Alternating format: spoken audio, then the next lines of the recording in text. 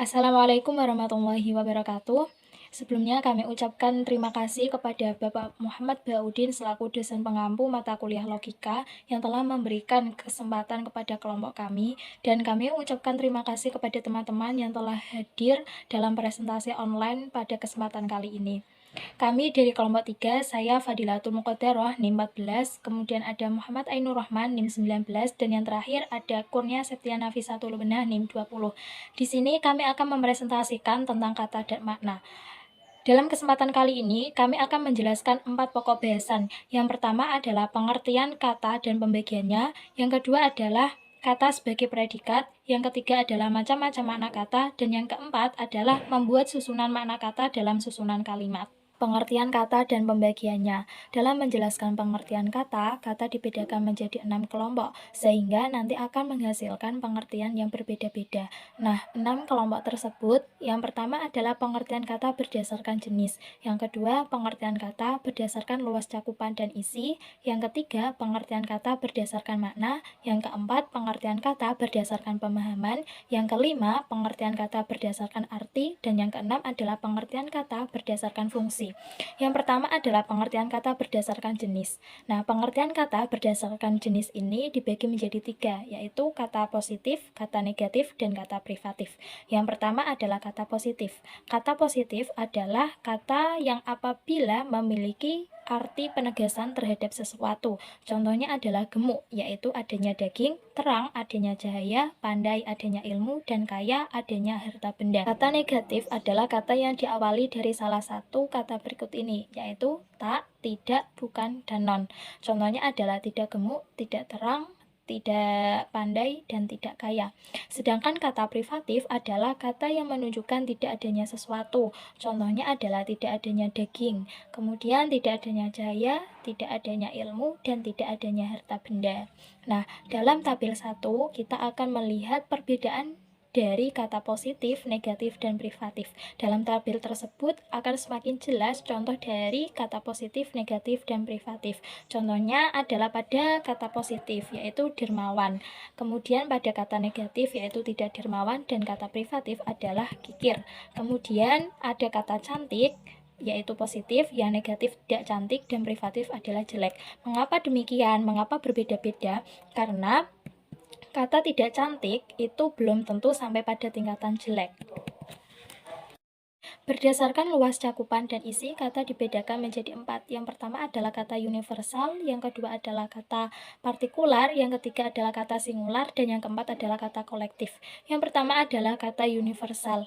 Sesuai dengan namanya, universal artinya adalah umum. Nah, jadi kata universal adalah suatu kata yang mengikat secara keseluruhan yang ada di bawahnya tanpa terkecuali. Contohnya adalah kata rumah. Nah, di sini kita belum mengetahui rumah apa yang dimaksud dan rumah siapa yang dimaksud. Jadi itu termasuk dalam kata universal. Bisa jadi rumah tersebut adalah rumah tetangga, rumahku, rumahmu, rumah saudara, rumah yang jaraknya jauh, dan juga rumah joglo. Nah, jadi itu masuk dalam kata universal. Sedangkan kata partikular adalah kata yang mengikat secara banyak tetapi tidak secara keseluruhan. Artinya, jumlah dari kata partikular tersebut dibatasi atau terbatas. Contohnya adalah beberapa rumah, sebagian rumah, dan lain sebagainya. Yang ketiga adalah kata singular. Nah, kata singular ini adalah lawan dari kata universal. Kata singular yaitu kata yang mengikat cukup satu yang ada di bawahnya. Kata singular dibedakan menjadi 2, yaitu nama unik dan juga nama diri. Nama unik adalah nama yang digunakan untuk memberikan penjelasan, keterangan, atau identitas terhadap suatu objek. Contohnya adalah Rektor IAIN Kudus. Nah, itu kan cukup menjelaskan satu objek. Kemudian, suatu kata yang juga diberikan kata tambahan ini atau itu. Misalnya kursi ini, kursi itu. Nah, itu kan sudah menjelaskan satu objek saja. Kemudian yang kedua adalah nama diri. Nah, nama diri adalah suatu nama yang melekat pada suatu objek atau barang. Contohnya adalah manusia yang diberikan nama Fatimah. Kemudian Safin adalah nama hotel. Nah, Contoh-contoh tersebut berawal dari kata universal yang awalnya adalah kata umum, kemudian setelah diberikan nama hanya menunjukkan satu objek saja. Yang ketiga adalah kata berdasarkan makna. Berdasarkan makna, kata dibagi menjadi dua, yaitu kata konkret dan kata abstrak. Kata konkret adalah kata yang diakui eksistensinya atau ada keberadaannya. Contohnya adalah meja, kursi, rumah, manusia, hewan, dan lain sebagainya. Kemudian yang kedua adalah kata abstrak. Kata abstrak adalah kata yang tidak ada eksistensinya, tetapi menjelaskan suatu gejala atau keadaan yang dialami oleh suatu objek. Contohnya adalah kepandaian, keramahan, kecerdasan, kesehatan, dan lain sebagainya. Namun, terdapat beberapa kondisi di mana kata tersebut bisa menjadi abstrak dan juga bisa menjadi konkret. Contohnya adalah kata orang Kalimantan. Nah, ketika kita mengartikan secara konkret, orang Kalimantan ini adalah orang yang tinggal di Kalimantan Barat, Kalimantan Timur, Kalimantan Selatan, dan lain sebagainya. Namun, apabila kita mengartikan secara abstrak, yaitu merujuk pada cara hidup dan sikap mereka. Kata yang abstrak juga bisa menjadi kata konkret apabila ditekankan pada suatu objek. Contohnya adalah kenakalan merupakan sikap yang tidak perlu dipertahankan. Nah, dalam kata tersebut masih bersifat abstrak karena kita tidak mengetahui kenakalan apa, kenakalan siapa, dan gejala apa yang terjadi di dalamnya. Kemudian apabila kita tekankan pada suatu objek, maka kata tersebut bisa menjadi konkret. Contohnya adalah kenakalan remaja adalah suatu sikap yang tidak perlu dipertahankan. Yang terakhir adalah kata kolektif. Kata kolektif adalah kata yang memiliki persamaan fungsi dan membentuk suatu kesatuan sehingga mengikat sejumlah barang. Contohnya adalah regu, tim, kesebelasan, panitia, dewan, dan lain sebagainya. Yang keempat adalah kata berdasarkan pemahaman.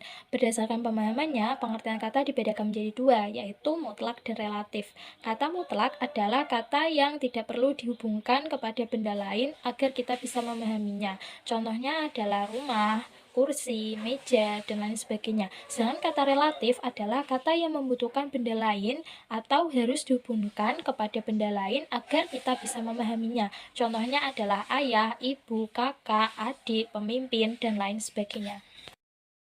Yang kelima adalah pengertian kata berdasarkan artinya. Berdasarkan artinya, pengertian kata dibedakan menjadi 4, yaitu univok, equivok, analog, dan ambigu. Yang pertama adalah univok. Univok adalah kata yang memiliki satu makna sehingga tidak membingungkan. Contohnya adalah pensil, penggaris, dan lain sebagainya. Sedangkan kata equivok adalah kata yang memiliki makna lebih dari satu atau makna ganda sesuai dengan penggunaannya. Contohnya adalah bunga, buku, bulan, dan lain sebagainya. Contoh pada kata bunga. Bunga bisa diartikan sebagai tanaman dan juga bisa diartikan sebagai jumlah tambahan uang ketika kita menabung di bank. Kemudian bulan. Bulan juga bisa kita artikan sebagai bulan yang ada di tata surya dan juga bisa kita artikan sebagai bulan yang berada di dalam kalender. Yang ketiga adalah kata analog. Kata analog merupakan kata yang memiliki makna berbeda dengan kata aslinya tetapi masih memiliki persamaan dengan kata tersebut. Contohnya adalah bunga merupakan tanaman yang indah. Saat usia 17 tahun, dia menjadi bunga desa. Kedua kalimat tersebut memiliki persamaan pada kata bunga. Nah, kata bunga pada kedua kalimat tersebut memiliki makna yang berbeda.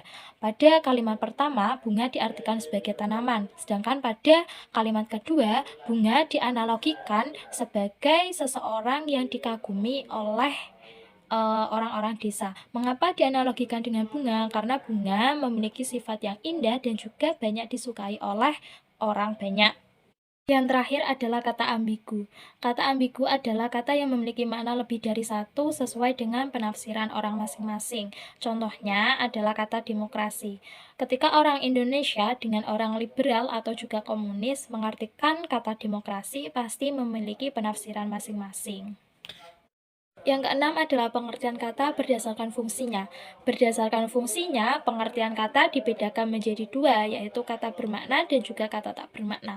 Nah, kata bermakna adalah kata yang mengandung unsur denotasi dan juga konotasi, atau bisa kita sebut sebagai kata konotatif.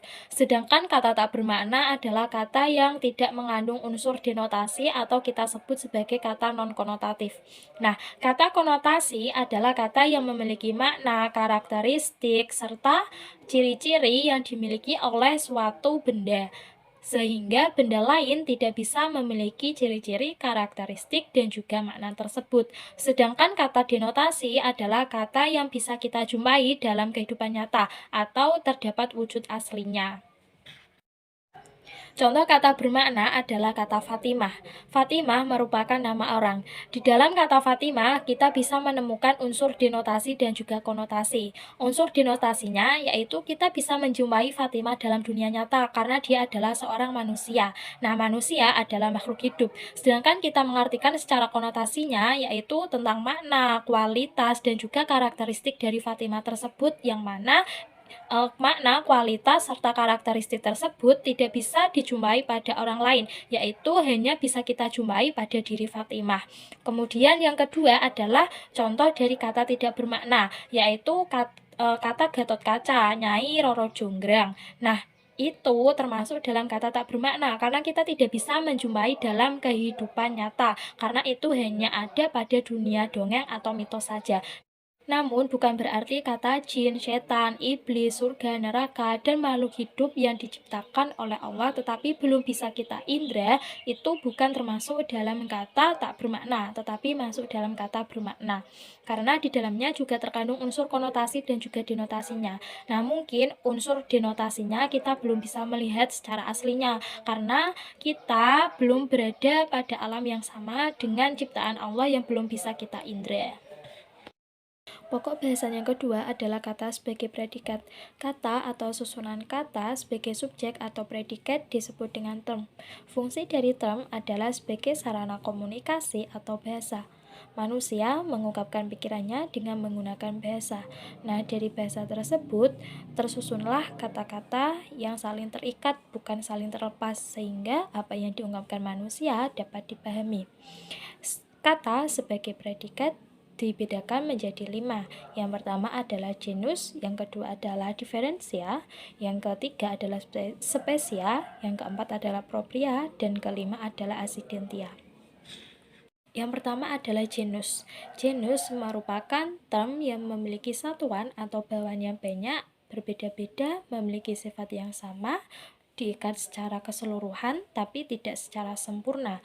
Maksudnya, term tersebut menjelaskan atau menyatakan hakikat suatu benda tetapi dijelaskan secara sebagian saja. Contohnya adalah kata hewan.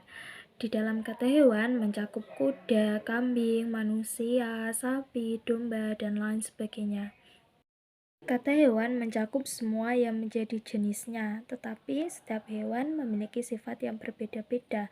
Oleh karena itu, dalam genus kita tidak bisa menjelaskan secara keseluruhan dari sifat-sifat tersebut karena masih bersifat umum, yaitu hewan. Yang kedua adalah diferensia. Diferensia adalah pemisah atau pembeda antara satu spesies dengan spesies yang lain tetapi masih berada dalam satu genus. Contohnya adalah manusia dengan kuda. Manusia adalah hewan yang memiliki akal pikiran, sedangkan kuda adalah hewan yang tidak memiliki akal pikiran. Jadi, akal pikiran menjadi pemisah atau pembeda antara manusia dengan kuda. Akan tetapi, manusia dengan kuda masih berada dalam satu genus. Yang ketiga adalah spesia atau kelas. Spesia termasuk di dalam genus. Apabila genus adalah menyatakan hakikat suatu benda secara sebagian saja, maka di dalam spesia dijelaskan hakikat suatu benda secara sempurna, karena benda tersebut sudah dijelaskan secara spesifik. Contohnya adalah sapi dan kambing. Nah, sapi sudah dijelaskan secara spesifik, yaitu disebutkan oleh namanya sapi. Sedangkan ketika kita membahas di dalam genus, yaitu berada dalam hewan, bukan sapi. Yang keempat adalah propria atau sifat khusus. Propria atau sifat khusus adalah term yang menyatakan sifat hakikat dari suatu spesies sebagai akibat dari diferensia. Contohnya adalah kuda dengan manusia. Nah, pembeda antara kuda dengan manusia tadi adalah akal pikiran. Manusia adalah hewan yang memiliki akal pikiran. Sebagai akibat dari mempunyai akal pikiran tersebut, maka manusia dapat berpakaian, sekolah, berbudaya, berpikir, berorganisasi, dan lain sebagainya, yang mana hal-hal tersebut tidak dimiliki oleh kuda. Yang kelima adalah asidentia atau sifat umum. Asidentia atau sifat umum adalah term yang mencatatkan sifat umum yang tidak harus dimiliki oleh suatu spesies. Contohnya adalah kurus, gemuk, bodoh, kaya, miskin, pandai, dan lain sebagainya. Demikian presentasi dari saya. Untuk pokok bahasan yang ketiga akan dijelaskan oleh teman kita, yaitu Kurnia Septiana Nafisatu Lubenah. Kepadanya waktu dan layar dipersilahkan. Selanjutnya adalah macam-macam makna kata. Dalam penggunaan kata dalam kehidupan sehari-hari, suatu kata bisa mempunyai beberapa makna, tergantung pada konteksnya. Makna kata dalam bahasa Indonesia bisa beraneka ragam karena hubungannya dengan pengalaman, sejarah, tujuan, dan perasaan pemakaian bahasa. Jenis makna kata dapat dibedakan berdasarkan beberapa kriteria dan sudut pandang, yaitu yang pertama, makna kata berdasarkan jenis semantiknya.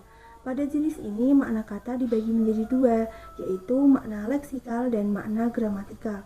Untuk makna leksikal adalah makna yang unsur-unsur bahasa sebagai lambang benda, peristiwa, objek, dan lain-lain. Makna leksikal ini dimiliki unsur-unsur bahasa yang lepas dari penggunaan atau konteksnya.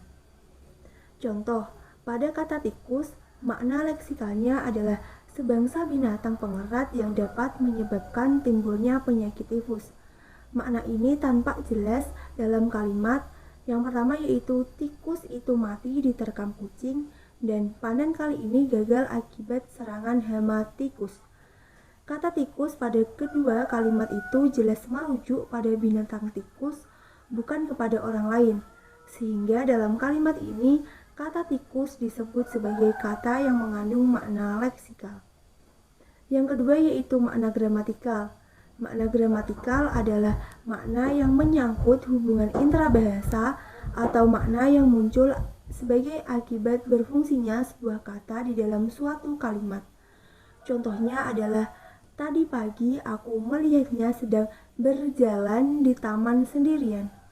Kata berjalan pada kalimat di atas bermakna bergerak dari satu titik ke titik lainnya. Kata berjalan sendiri merupakan hasil gramatikalisasi dari kata jalan yang digramatikalisasi dengan cara afiksasi atau pemberi imbuhan, di mana imbuhan yang diberikan adalah imbuhan ber. Contoh yang kedua adalah Pak Umar telah membeli salah satu rumah yang ada di perumahan tersebut. Kata perumahan pada kalimat di atas memiliki makna kumpulan rumah-rumah yang ada di suatu wilayah. Kata perumahan sendiri merupakan hasil gramatikalisasi kata rumah yang digramatikalisasi dengan cara afiksasi atau pemberian imbuhan, di mana imbuhan yang diberikan pada kata ini adalah imbuhan pen dan an. Yang kedua yaitu makna berdasarkan ada tidaknya referen pada sebuah makna. Pada jenis ini, makna kata dibedakan menjadi dua, yaitu makna referensial dan non-referensial. Makna referensial adalah makna yang berhubungan langsung dengan kenyataan atau referen, dan makna non-referensial adalah makna yang tidak memiliki acuan. Perbedaan makna referensial dan makna non-referensial berdasarkan ada tidaknya referen dari kata-kata itu. Bila kata-kata itu memiliki referen, yaitu sesuatu di luar bahasa yang diacu oleh kata itu, maka kata tersebut disebut kata bermakna referensial. Kalau kata-kata itu tidak mempunyai referen, pada kata itu disebut kata bermakna non-referensial. Contohnya, seperti kata meja dan kursi, termasuk kata yang bermakna referensial karena keduanya memiliki referen, yaitu sejenis perabot rumah tangga yang disebut meja dan kursi. Sebaliknya, kata karena dan tetapi tidak memiliki referen, jadi kata karena dan tetapi termasuk kata yang bermakna non-referensial. Selanjutnya adalah jenis makna berdasarkan ada tidaknya nilai rasa pada sebuah kata. Pada jenis ini, makna kata dibagi menjadi makna denotatif dan makna konotatif. Makna denotatif adalah makna asli, makna asal, atau makna sebenarnya yang dimiliki oleh sebuah kata. Makna denotatif adalah makna yang sesuai dengan hasil observasi alat indera, dan makna denotatif menyangkut informasi-informasi faktual dan objektif.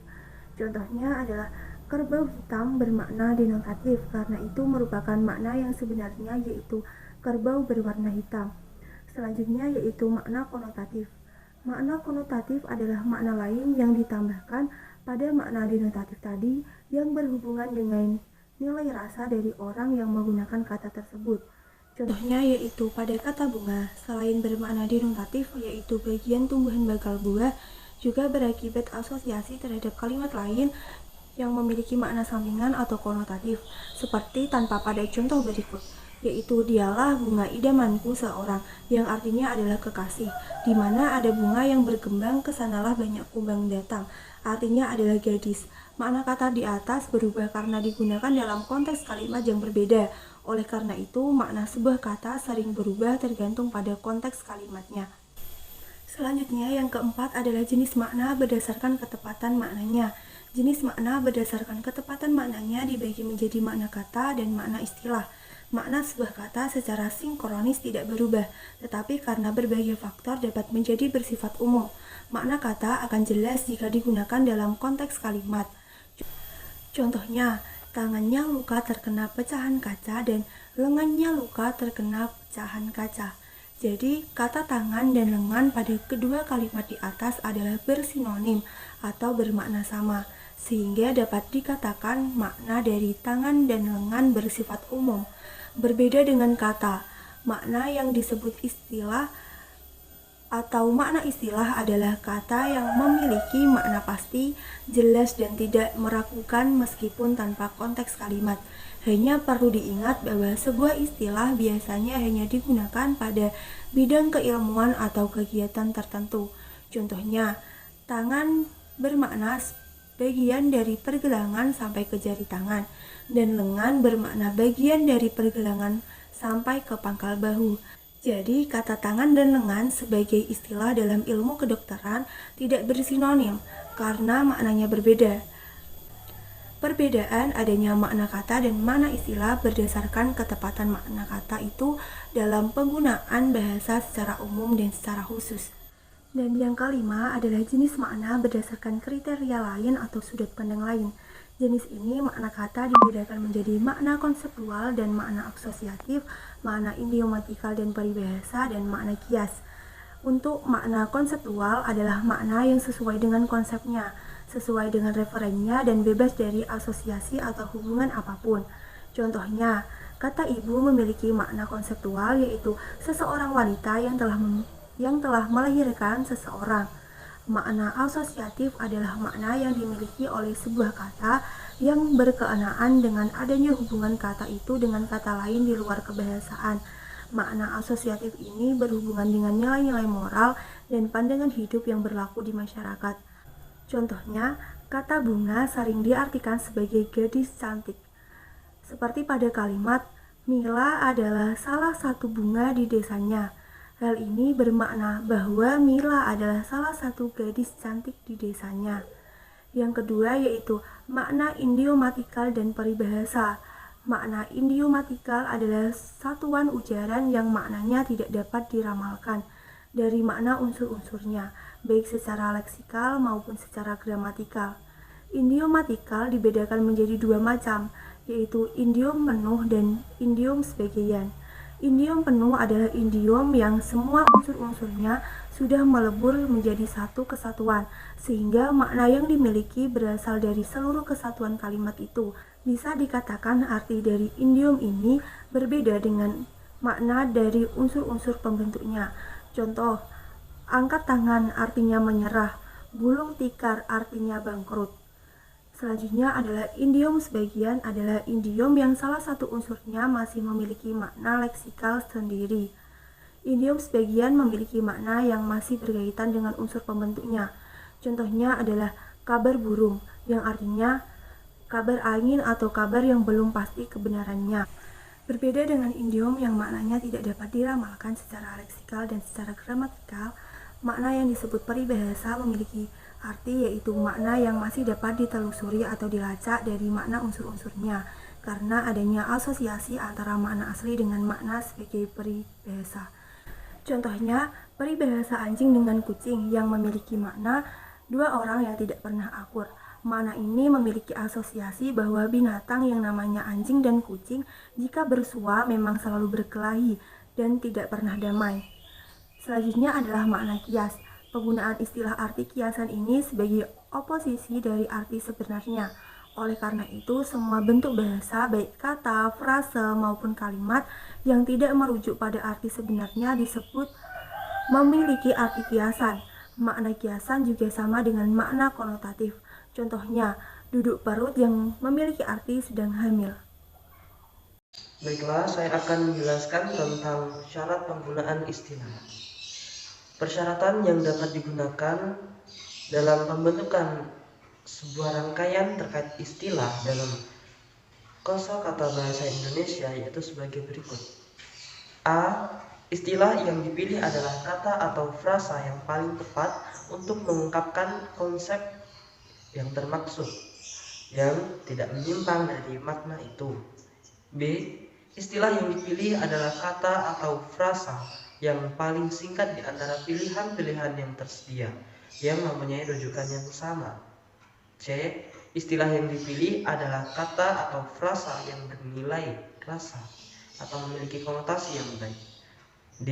Istilah yang dipilih adalah kata atau frasa yang sedap didengar atau eufonik. E. Istilah yang dipilih adalah kata atau frasa yang bentuknya seturut kaidah bahasa Indonesia. Baiklah, sekarang contoh makna kata atau istilah dalam susunan kalimat. Di era revolusi industri 5.0, digadang akan lebih progresif terhadap tatanan sosial dan kemasyarakatan. Walaupun seperti mirip dengan era yang sebelumnya, pada revolusi industri 4.0 yang memiliki fokus ke efektivitas produksi, dan sedangkan revolusi industri 5.0 ditunjukkan lebih berfokus kepada kesejahteraan masyarakat secara keseluruhan. Hal ini sendiri dapat kita lihat contohnya yang sudah ada di negara Indonesia.